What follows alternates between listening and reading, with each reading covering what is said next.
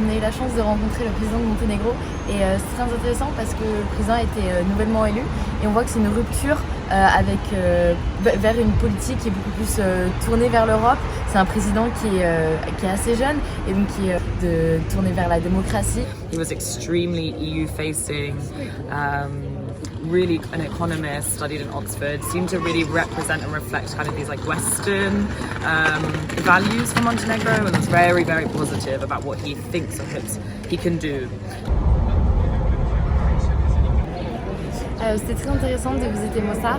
Ce qui nous a frappé, je pense à tout le monde, c'était d'avoir à la fois cette ville où il y a toujours les traces de la guerre, c'est encore marqué, on le sent dans les histoires des gens et c'est marqué aussi dans les bâtiments, mais d'avoir quand même toujours cet aspect très ancien, on dit la reconstruction du pont pour relier encore une fois ces communautés. Going to a city where Catholic Croats, Orthodox Serbs and also Bosniak Muslims coexist in the same area was a great experience. However, we also learned from the great divisions and the dark past that suffered the city, unfortunately, due to wars and conflict. So overall, I think that the message has to be that we should overcome this difference, try to understand each other, live in peace, and in this respect, I think the EU is a positive actor in building bridges, as the bridge that is in Mostar. So this is what it's all about and what is my biggest outcome I have from Mostar. Yesterday we visited the UFO mission, speaking about what actually their mission is doing, like maintaining peace, making some patrols and so on, that it is a very relevant and important presence here in Bosnia and Herzegovina in order to maintain peace. Sarajevo is a truly magical city. It has this really rich history. Of course, this is also where the Archduke Franz Ferdinand was assassinated. Stand in the place where it happened is quite surreal, really just like walking in history. So yeah, Sarajevo is this like very rich tapestry of people and history and culture all woven into one. It feels completely unique compared to other parts of Europe.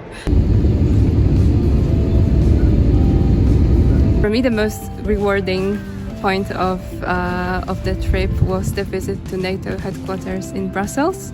It's my small dream to maybe someday work there, so that was a very, very good. We went to Parliament, we went to Commission, External Action Service and other institutions as well. We just wrapped up here at the European External Action Service, EEAS, and we had a great discussion on transatlantic affairs and what it could look like going forward. As a Malta, it was a really great first-hand experience. We are in a very impressive traditional Belgian historical site where we can feel the true history that was written in these castles here. It was a very enriching and eventful study trip since the beginning until the very end. We are in Tartu and we just exited the University of Tartu. We had first of all a lecture and then a panel conference with several speakers.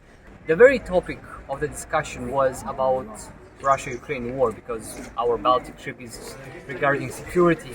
Our next stop in Estonia is NATO Cooperative Cyber Defense Center of Excellence, where we expect to find out more about how the Baltics and especially NATO counter cyber attacks of Russia in the context of the war in Ukraine, and probably we'll learn some new techniques that we'll apply in our home countries.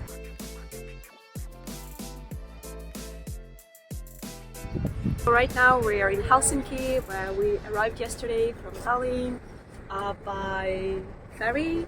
After having a talk with an official from the presidency of Finland, we are now on a tour guide. So we are, as he loves to say, chop chop. We walk very fast.